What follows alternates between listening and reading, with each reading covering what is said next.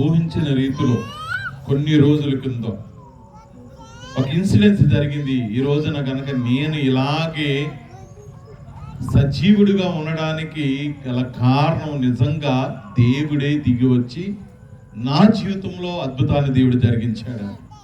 ప్రత్యక్షంగా మీ అందరికీ ఒక సాక్షి నేను. దైవజనం నోవాయి గారు చెప్పినట్లు దేవుడే దిగి వచ్చి, బలిష్ఠుడైన దేవుడే దిగి వచ్చి పరిచర్య చేస్తున్నాడు అన్నట్టు మన అపోస్తల కార్యంలో 2వ అధ్యాయం చదివాం కదా. 16-17 వచనాల్లో మనం చూసుకున్నట్లయితే అంచె దినాల్లో ఆయన ఆత్మ అందరి మీద దిగు, అలాగే బలిష్ఠుడిగా ఆయన దిగి వచ్చి బలమైన కార్యం నా జీవితంలో జరిగించాడు. కొన్ని రోజుల క్రితం ఈ యొక్క సహవాసంలో నేను కలిసినప్పుడు నేను అక్కడ మీలాగనే దైవజనులు కదా, కొంచెం ఇది నిజమా కాదా, ఇది చెప్పేది నిజమా, ఈ ప్రవచనం కానీ లేదా వీరి మాటలు కానీ అసలు సొంత మాటలు చెప్తున్నారా లేకపోతే ఎక్కడో కల్పితమైన మాటలు చెప్తున్నారా అని చెప్పేసి నేను చాలా ఆలోచన చేశాను. ఎందుకంటే నేను కూడా ఈ యొక్క సహవాసంలో కలవక ముందు ఈ సీన సహవాసంలో కలవక ముందు ఆత్మపూర్ణులైన దైవజనులు అభిషిక్తులైన వారితో నేను సహవాసం చేశాను. దాన్ని బట్టి నేను ఏం చేయగలిగానంటే వీరు నిజంగా చెప్తున్నారా అబద్ధం చెప్తున్నారా అని చెప్పేసి నేను కొన్ని రోజులు అబ్జర్వేషన్ చేసిన తర్వాత వీరు చేసేది మాట్లాడేది ఇది సత్యమైనది అని నా సంఘంలోనికి వచ్చిన తర్వాత, దేవునికి స్తోత్ర, నా సంఘం హనుమాన్ జంక్షన్ సంఘంలోకి వచ్చిన తర్వాత ఇక్కడున్న నా బిడ్డలు, నా సంఘ బిడ్డలు, యవనస్తులు, మా బిడ్డలు కానీ అది అక్కడ కుర్చీ వేసుకునే వస్తున్నాడు ఆ వ్యక్తిని కానీ దేవుడు దర్శించి దేవుడు దిగి వచ్చి వారి ద్వారా దేవుడు మాట్లాడేదండి. వారి ద్వారా దేవుడు మాట్లాడి అనేక మంది యవన బిడ్డలు రక్షణలోకి రావడం, మారు మనసు పొందడం, ఇలా జరుగుతున్న టైంలో దేవుడు జరిగించి గొప్ప కార్యాలు జరిగిస్తుంటే నేను కొన్ని అపోహలు కలిగి ఉన్నా. అయినప్పటికీ కానీ దేవుడు మాట్లాడుతున్నాడు, నిజమే కదా, నా సంఘంలో అనేకమైన అద్భుతాలు దేవుడు దిగొచ్చే చేస్తున్నాడు కదా, మాట్లాడుతున్నాడు కదా, ఆయన జరిగేది జరగబోయేది నా పరిస్థితి, నువ్వు ఇలా ఉండాలి నా కుమారుడా, ఇలాగా నువ్వు నడవాలి నా కుమారుడా, ఇలాగ నువ్వు నా పరిచర్య చెయ్యాలని ప్రతిదీ కూడా దేవుడు పిన్ను అన్ని చెప్తున్నాడని. నువ్వు వెళ్ళే మార్గము నువ్వు వెళ్ళకూడదు అని చెప్పి వెళ్ళకూడని మార్గాన్ని కూడా దేవుడు నాకు ఆపివేయటం అనేది జరిగింది. కొన్ని రోజుల క్రితం నేను ఏం చేశానంటే మూర్ఖంగా ఒక ఆలోచనతో ఏం చేశానంటే మా సంఘ బిడ్డలే కదా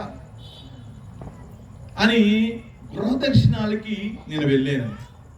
సంఘ బిడ్డల ఇంటికి జనరల్గా ఆ విశ్వాసులు మా వాళ్ళే కదా అని చెప్పేసి నేనేం చేశానంటే దేవుడి దగ్గర దిగొస్తున్నాడు కాబట్టి దేవుడి దగ్గర కూడా నేనేం చేయాలి, మనము పర్మిషన్ తీసుకోవాలి, ప్రేర్ చేసుకుని అయ్యా నీ చిత్తానుసారంగా నన్ను వెళ్ళమంటావా లేదా అని నేను అడగాలి.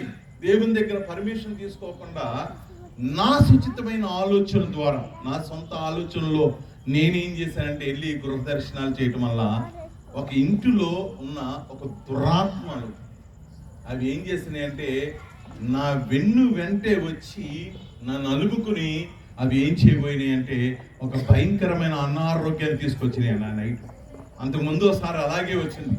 ఏంటంటే ఏం చేసినాయి అంటే నన్ను బ్రెయిన్ స్ట్రోక్, మీ అందరికీ తెలుసు దాన్ని ఏమంటారంటే పెరాలసిస్ స్ట్రోక్. ముందు 5 రోజుల క్రితం ఇంచుమించు లాస్ట్ గురువారం రోజున నేను గృహదర్శనకి వెళ్ళొచ్చు. శుక్రవారం రోజు నేను హాస్పిటల్లో ఉన్నాను. హాస్పిటల్లో ఉంటే నన్ను మా మామగారు ఆ తెల్లారి ఇంచుమించు 4:30 ఆ టైంలో నాకు సూచన కనపడుతున్నాయి. నా ఆరోగ్యం మరలా అంతకుముందు ఒకసారి వచ్చింది, నా కాలు చేయి ముద్దు మారిపోవటం, పరిస్థితులన్నీ తేడాగా ఉన్నప్పుడు నాకు చాలా టెన్షన్ వచ్చేసిన వెంటనే సీఎం సంఘ దైవజనులు దైవజనరాలు ప్రవక్తని వీళ్ళు ఉన్నారు. వారికి వెంటనే నేను ఆ 4:30కి ఫోన్ చేసి ఇంచుమించు 5 గంటలకు వాళ్ళకి ఏం చేస్తారంటే మేమందరము ఫోన్ కాన్ఫరెన్స్లో 5 నుంచి 6:30 వరకు ప్రేయర్ జరుగుతూ ఉంటుంది అందరి గురించి. ఈ యొక్క సీఎం సంఘ సభ్యులు ఎవరైతే దైవజనులు కానీ దైవజనరాలు కానీ విశ్వాసులు ఎవరున్నారో వారందరి గురించి ప్రేయర్ చేస్తూ ఉంటారు. నేను వెంటనే ఏం చేశానంటే నేను ఫోన్ చేసి ఎఫ్సి అమ్మ గారికి దైవజనరాలు ప్రవక్తిని గారికి ఫోన్ చేసి, అమ్మా నాకు ఇలా ఉంది పరిస్థితి, మీరు అర్జెంటుగా నాకు మీరు ఏం చేయాలి, ప్రే చేయండి, అసలు దేవుడు ఏమి చెప్తాడు అని చెప్పేసి అని చెప్తూ ఉంటే అప్పుడే వెంటనే ఆ దైవజనరాలకు ప్రత్యక్షపరిచి ఆవిడ అంటూనే ఉంది, మీరు వెళ్ళకూడని ప్రదేశానికి మీరు వెళ్ళారు, అందుకని ఒక భయంకరమైన ఒక అపవాది మిమ్మల్ని ఇలాగా ఒక రోగాన్ని తీసుకొచ్చింది అని చెప్పేసి అని నీ దేవుడు వెంటనే వాళ్ళందరి చేత అప్పటికప్పుడే వాళ్ళందరి చేతగా దేవుడు మాట్లాడుతున్నాడు. ఇదిగో నా కుమారుడు దాసు గురించి దాసుబాబు గారి గురించి ప్రే చేయండి అని చెప్తున్నా. వారందరూ ప్రే చేస్తూనే ఉన్నారు, వారందరూ బంధకాలు విడుదల చేస్తూనే ఉన్నారు. ఈ టైంలో నేనేం చేశానంటే మా సొంత మామగారు ఉంటే ఆయనకి ఫోన్ చేసి, బామర్దుంటే ఫోన్ చేసి నాకు బాగోలేదని చెప్పేసి అంటే వాళ్ళు ఏం చేశారంటే కారులో వెంటనే విజయవాడ హాస్పిటల్కి తీసుకెళ్ళారు. విజయవాడ హాస్పిటల్ తీసుకెళ్తే ఎంఆర్ఐ స్కానింగ్ తీయాలన్నారు. ఎంఆర్ఐ స్కానింగ్ తీశారు. ఎంఆర్ఐ స్కానింగ్లో తేలిన రిపోర్ట్ ఏంటంటే 3 బ్రెయిన్లో 3 నరాలు ఉంటాయి కదండి, 3 నరాల్లో బ్లడ్ క్లాట్ అయిపోయింది ఒకటి. రెండోది ఈ హార్ట్లో ఉన్న వాల్స్ 3 ఏమైపోయినాయంటే మూసుకుపోయినాయి. వాళ్ళు చూసి డాక్టర్ గారు ఇది సీరియస్, ఇది ఎమర్జెన్సీ కేసు, మేము ఐసీలో పెట్టి దీన్ని అబ్జర్వేషన్ చేయాలి, ఏమైపోతుందో తెలియదు పరిస్థితి, రేపు మేము ఏం జరుగుతుందో తెలియదు, ఏ క్షణం ఏం జరుగుతుందో తెలియదండి. మేమైతే మీ అల్లుడు గారు ఎవరో అంటున్నారు కదా, ఆయనకు మేము మాట ఇవ్వలేము, హోప్స్ మేము చెప్పలేమండి, కష్టం అది అని చెప్పేసి డాక్టర్లు చెప్పేసేపటికల్లా మా పిల్లలు కూడా, మా బాబు కూడా, అందరు కూడా అయ్యో అని చెప్పేసి ఏంటి పరిస్థితి, ఎలాగా ఎప్పుడు లేనిది బ్రెయిన్ క్లాట్ ఒకటేమే కాదు, దాని తోడు హార్ట్లో కూడా చాలా 3 వాల్స్ ఇదైపోయినాయి అని చెప్పేసి బాధపడుతున్న టైంలో దైవజనులు అభిషేకయ్య గారు ఆ రోజున అక్కడ నా హాస్పిటల్ దగ్గరికి, ఆ విజయవాడ హాస్పిటల్ దగ్గరికి రావటం ఊహించేది. దేవుడు ఆ కాన్ఫరెన్స్ లో మాట్లాడి, ఇదిగో నా కుమారుడి దగ్గరికి వెళ్ళు, నువ్వు ప్రార్థన చేయి అని చెప్పేసి అభిషేక్ అయ్య గారికి చెప్పినప్పుడు వెంటనే ఆయన ఉయ్యూరు పట్టణంలో ఉంటారు, ఉయ్యూరు నుంచి నా దగ్గరికి విజయవాడ హాస్పిటల్కి వచ్చి పర్మిషన్ తీసుకుని ఐసీలోకి వచ్చి దేవుడు చెప్పిన రీతిగా దేవుడు గద్దించి ప్రార్థన చేస్తున్నప్పుడు అక్కడ ఉన్న బంధకాలు, అక్కడ ఉన్న ఆ చీకటి ప్రభావాలన్నీ నన్ను విడిచి వెళ్ళిపోయినాయండి. దేవునికి స్తోత్రం.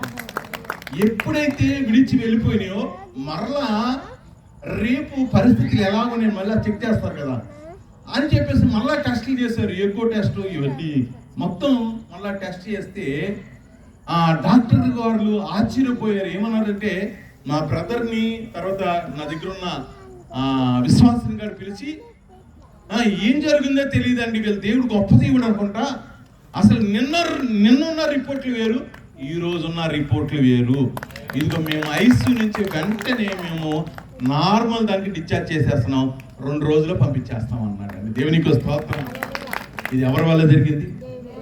దేవుడే దిగి వచ్చాడండి. ఇక్కడ ఆసీనుడు ఉన్నాడు, అదిగో అక్కడ రాయబడి ఉంది ఏంటండి, ఇది మహారాజు సియోను పట్టణం సింహాసన ఆసీనుడు, ఆయన దిగి వచ్చి నా జీవితాన్ని సరిచేశాడు, మీ అందరి ఎదుట నన్ను సజీవ సాక్షిగా నిలబెట్టాడండి. దేవునికి స్తోత్రం.